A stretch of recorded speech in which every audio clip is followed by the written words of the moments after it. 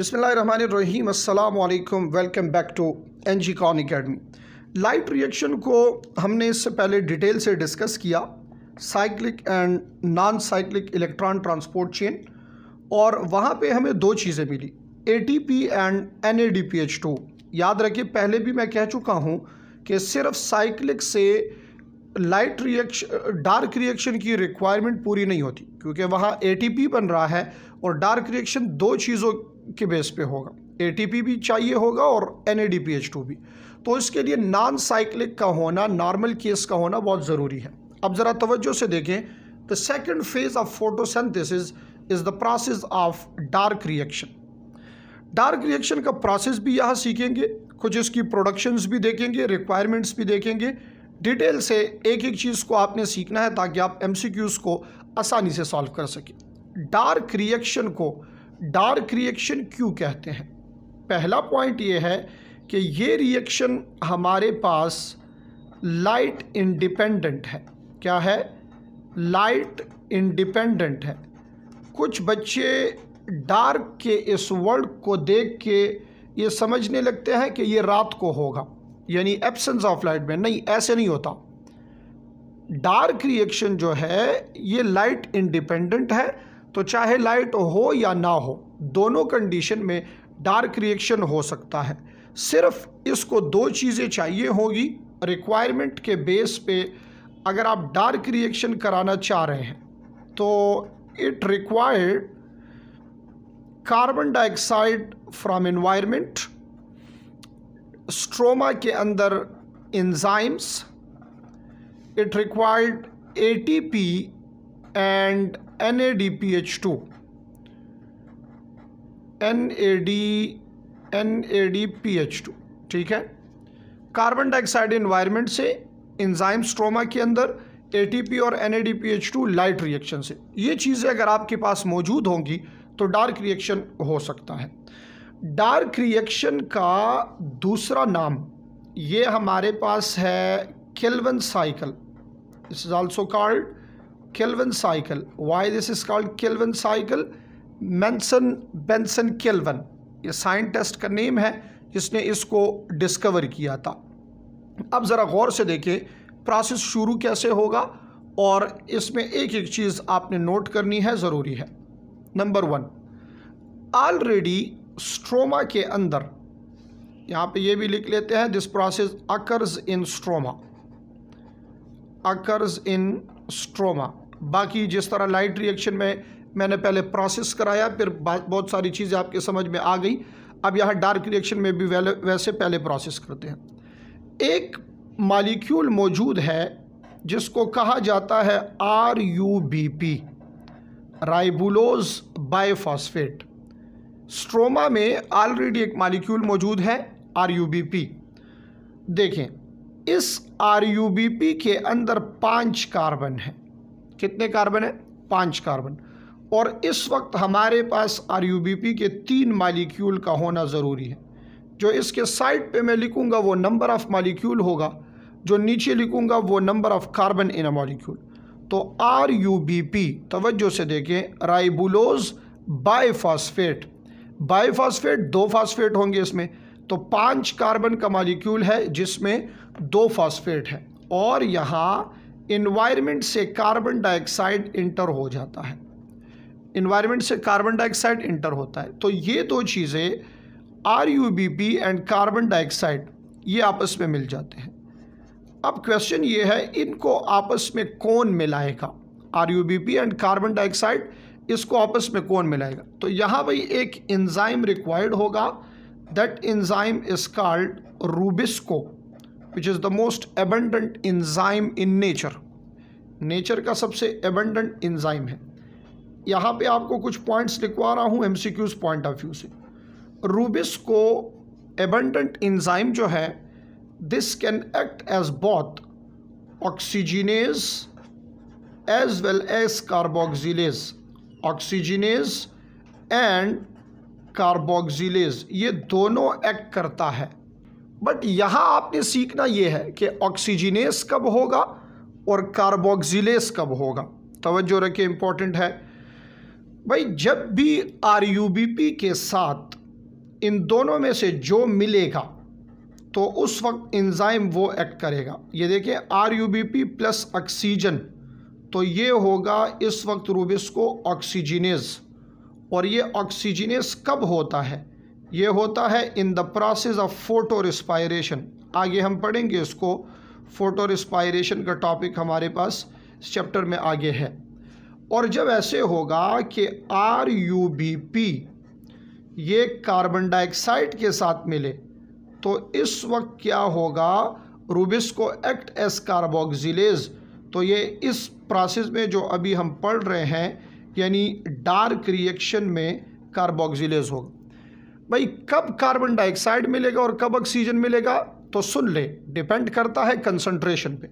Chloroplast में अगर oxygen ज़्यादा है as compare to carbon dioxide तो वो ऑक्सीजन RUBP के साथ मिल जाएगा, और अगर कार्बन डाइऑक्साइड ज़्यादा है एज़ कम्पेयर टू ऑक्सीजन तो फिर वो कार्बन डाइऑक्साइड मिलेगा RUBP के साथ। इस तरह जब ऑक्सीजन मिलेगा तो ये ऑक्सीजनेज एंजाइम होगा रूबिस्को, और जब कार्बन डाइऑक्साइड मिलेगा तो ये कार्बोक्सिलेज होगा। तो डार्क रिएक्शन में रूबिस्को एक्ट एज कार्बोक्सिलेज। ये तो पहला स्टेप हो गया है इस रिएक्शन का। अब तवज्जो से देखना है आपने, बिल्कुल गौर से देखना है, एक एक चीज़ को नोट करना है। जब ये 5 कार्बन और 1 कार्बन ये आपस में मिल जाए, देखिए RUBP में 5 कार्बन है, कार्बन डाइऑक्साइड में 1 कार्बन है, तो ये दोनों जब आपस में मिलते हैं इससे 6 कार्बन का मॉलिक्यूल बनता है। बट आपको ये बात याद होनी चाहिए कि ये जो 6 कार्बन का मॉलिक्यूल यहाँ पे बना है ये अनस्टेबल है। ये मॉलिक्यूल क्या है? अनस्टेबल है। तो ये स्प्लिट हो जाएगा। कैसे स्प्लिट होगा ज़रा इसको देखते हैं। फॉर एग्ज़ाम्पल मैं यहाँ ड्रा कर लूँ 6 कार्बन, ये 6 कार्बन का मॉलिक्यूल यहाँ बन गया है, बट ये क्या है? अनस्टेबल है। तो क्या होगा, ये मॉलिक्यूल यहाँ इसकी डायरेक्ट ब्रेकडाउन हो जाएगी। अनस्टेबल है तो स्टेबल बनने के लिए क्या होगा? ब्रेकडाउन हो जाएगी। 3 कार्बन एक साइड पे, 3 कार्बन दूसरे साइड पे, तो 6 कार्बन का मॉलिक्यूल जो है ये 3 कार्बन मॉलिक्यूल में कन्वर्ट हो जाएगा। अब this point is very important. RUBP 3 है, 3 कार्बन डाइऑक्साइड भी चाहिए होंगे इधर इस एक डार्क रिएक्शन के लिए, तो यहाँ ये 6 कार्बन वाले मॉलिक्यूल भी 3 बनेंगे। 6 कार्बन वाले मॉलिक्यूल ये 3 बनेंगे। तो आप सोचें जब 1 से 2 बन रहे हैं तो 3 से कितने बनेंगे? 3 से 6 बनेंगे ना। देखिए यहाँ 1 6 कार्बन से 2 3 कार्बन वाले बन रहे हैं, तो 3 मॉलिक्यूल 6 कार्बन वाले हैं तो 6 मॉलिक्यूल बन जाएंगे हमारे पास 3 कार्बन वाले। क्लियर? अब देखिए और से शाबाश, यहाँ जो मॉलिक्यूल बन रहा है इसको कहा जाता है फॉस्फोग्लाइसिरेट। फॉस्फोग्लाइसिरेट, ये फॉस्फोग्लाइसिरेट के लिए शॉर्टकट PGA यूज़ होता है, PGA, ठीक है, फॉस्फोग्लाइसिरेट PGA। यहाँ बच्चे एक पॉइंट आपने सीखना है, अगर आपसे MCQ ऐसा पूछा जाए कि डार्क रिएक्शन का फर्स्ट स्टेबल प्रोडक्ट कौन सा है, फर्स्ट स्टेबल प्रोडक्ट ये डार्क रिएक्शन का क्या होगा, तो यहाँ आपका करेक्ट आंसर होगा PGA। बाज़ बच्चे इसको लिख लेते हैं 6 कार्बन वाला, बट ये स्टेबल तो नहीं है ना, फर्स्ट प्रोडक्ट तो है, बट यहाँ तो क्वेश्चन में स्टेबल प्रोडक्ट पूछा है, तो फर्स्ट स्टेबल प्रोडक्ट हमारे पास क्या होगा? ये होता है PGA।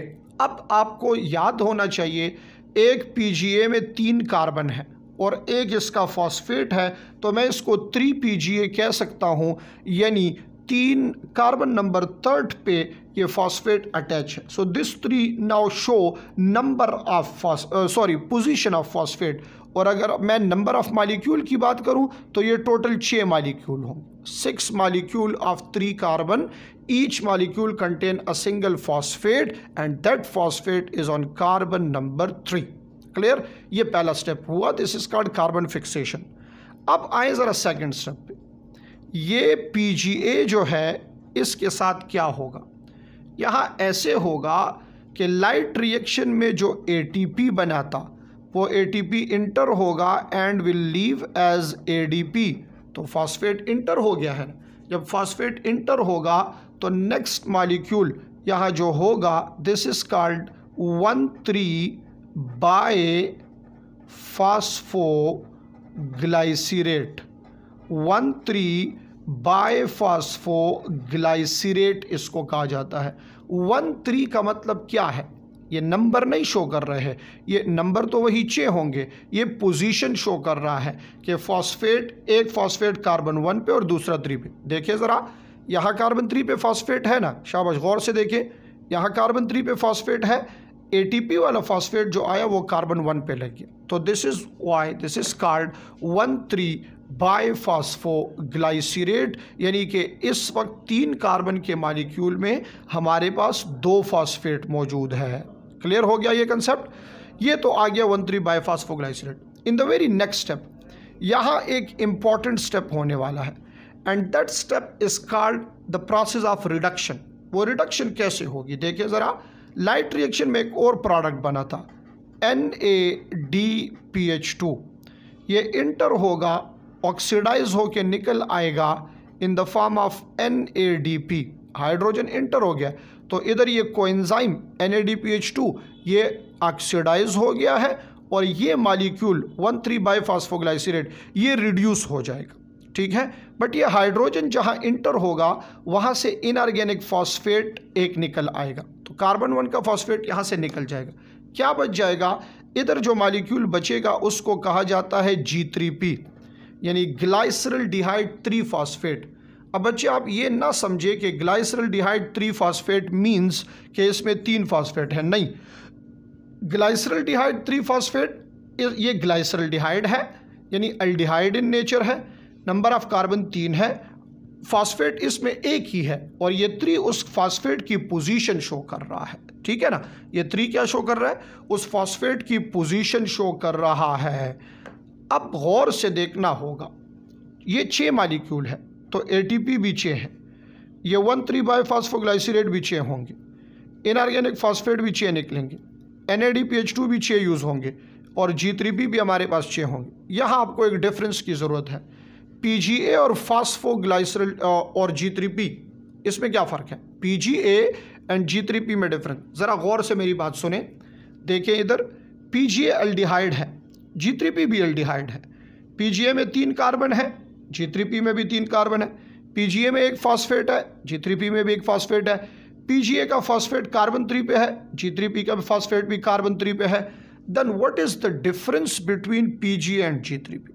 ऐसी क्या डिफरेंस है जिसकी वजह से ये दोनों अलग से मॉलिक्यूल हैं? यानी PGA और G3P में डिफरेंस क्या होगी? तो मैं एक सेंटेंस में इसको क्लियर कर लेता हूँ कि G3P जो है, G3P is the reduce form of PGA, ठीक है ना। PGA जब रिड्यूस होगा यानी हाइड्रोजन आ जाएगा NADPH2 से इसके पास, तो फिर इसको आपने क्या कहना है? फिर इसको आपने G3P कहना। सो G3P रिड्यूस फॉर्म है किस चीज़ का? PGA का। बाकी दोनों केमिकल्स के लिहाज से, number of carbon, number of phosphate, position of phosphate, इन सब के लिहाज से सेम। अब भाई 6 G3P है, क्या होगा? गौर से देखना है आपने। 6 G3P में से एक G3P यहाँ बाहर निकल आएगा, और ये एक G3P क्यों बाहर निकला? तो इसके बाहर निकलने की वजह ये है कि यही आपस में फिर क्या करता है? It make glucose. ये कंबाइन होंगे 2 और इससे क्या बनेगा? ग्लूकोज। अब G3P में तो 3 कार्बन, ग्लूकोज में 6 कार्बन होते हैं, तो इसलिए आपने याद रखना है कि फॉर 1 ग्लूकोज ये साइकिल हमारे पास 2 मरतबा होगा। एक ग्लूकोज के लिए साइकिल क्या होगा? 2 मरतबा होगा। तो 2 टर्न्स जब होंगे इस डार्क रिएक्शन के, तो इसमें फास्फेट भी पड़ा है ना G3P में, इससे एक एक फास्फेट निकल जाएगा और ये 3 कार्बन ये आपस में बॉन्ड हो जाएंगे, तो 6 कार्बन का एक ग्लूकोज बन जाएगा। तो इसका मतलब है एक ग्लूकोज बनने के लिए डार्क रिएक्शन कितनी बार होगा? 2 बार होगा। क्लियर है ये कंसेप्ट? चलें अब देखते हैं गौर से। ये 6 G3P थे, इससे एक G3P बाहर निकल आया, कितने G3P रह जाएंगे? 6 से जब एक निकलेगा तो जाहिर सी बात है ये आपके पास नंबर ऑफ G3P अब जो होंगे वो 5 G3P रह जाएंगे, 5 G3P इधर रह जाएंगे। तो यहाँ हमारे पास रह गए हैं 5 मॉलिक्यूल ऑफ G3P। ज़रा आप गौर करें, इधर तो G3P में 3 कार्बन है और इधर 5 मॉलिक्यूल है, तो मैं ऐसे लिख लूँगा 5 × 3 = 15। और इधर क्या है, इधर हमारे पास ये होता है कि 5 कार्बन है हर एक में और 3 मॉलिक्यूल है, तो 3 × 5 = 15। दोनों 15 है, नंबर ऑफ कार्बन सेम है। द ओनली डिफरेंस, इधर एक फॉस्फेट है, इधर 2 फॉस्फेट है। तो इस फाइनल स्टेप में ये होगा, रीजनरेशन के स्टेप में ये होगा कि यहाँ एक और ATP जो लाइट रिएक्शन में बने थे इंटर होंगे and will leave as ADP। ये कितने होंगे, चूँकि 3 मॉलिक्यूल बनाने हैं तो 3 ATP होंगे, 3 ADP के फॉर्म में निकल आएंगे। ठीक है, चलें अब ज़रा गौर से देखें, शाबाश। यहाँ आपने 1-2-3 पॉइंट्स नोट करने हैं, MCQs के लिए बहुत ज़रूरी है। ये G3P डायरेक्ट RUBP में रीजनरेट नहीं होगा। इधर क्या करना होगा, पहले इस G3P की ब्रेकडाउन करनी होगी into number of carbons. Number of carbons में इसकी ब्रेकडाउन करेंगे तो उसके बाद क्या होगा, ये RUBP में कन्वर्ट हो जाएगा। क्लियर है ना। अब देखें आप, 2 साइकिल्स हो रहे हैं, तो एक साइकिल में एक ATP कितने चाहिए होंगे, मैं ऐसे लिख लेता हूँ, 1 साइकिल नीड, ये 6 ATP ये है, 3 ये 9 ATP और ये 6 NADPH2 है, 6 NADPH2। ये एक साइकिल की रिक्वायरमेंट है। अब अगर आपसे पूछा जाए कि फॉर 1 ग्लूकोज सिंथेसिस कितने ATP चाहिए होंगे, तो 9 और साइकिल 2 मरतबा हो रहा है, 9 × 2 = 18। एक ग्लूकोज बनाने के लिए 2 साइकिल होते हैं, तो 18 ATP एंड 12 NADPH2 ये फिर आपको चाहिए होंगे for the synthesis of 1 glucose molecule. ये था हमारे पास डार्क रिएक्शन जिसमें कार्बन डाइऑक्साइड की फिक्सेशन हो गई। ये 3 स्टेप का प्रोसेस हुआ है। ये प्रोसेस कार्बन फिक्सेशन कहलाता है, कार्बन डाइऑक्साइड फिक्सेशन। फिर ये जो हाइड्रोजन इधर इंटर होता है ये डार्क रिडक्शन कहलाता है। और फिर ये प्रोसेस G3P × RUBP वाला जो प्रोसेस है ये रीजनरेशन कहलाता है। तो ओवरऑल 3 मेन स्टेप्स हैं इसके। याद करने की बातें क्या हैं, लाइट इंडिपेंडेंट है, एंजाइम रूबिस्को चाहिए होगा, एंजाइम रूबिस्को इसमें कार्बोक्सिलेज होगा, ATP और NADPH2 लाइट रिएक्शन से चाहिए होंगे। फर्स्ट स्टेबल प्रोडक्ट PGA है हमारे पास। PGA और G3P में फ़र्क, G3P इसका रिड्यूस फॉर्म है। 9 ATP चाहिए होते हैं, 6 NADPH2 चाहिए होते हैं।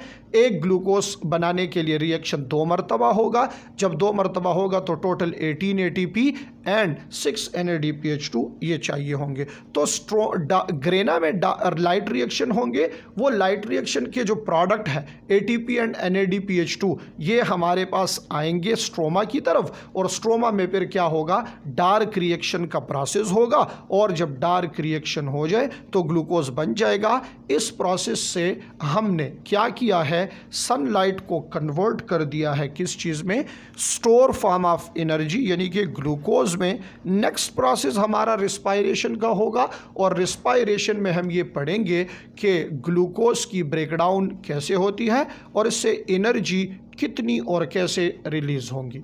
मिलते हैं एक और लेक्चर में। Thank you so much. अल्लाह हाफिज़।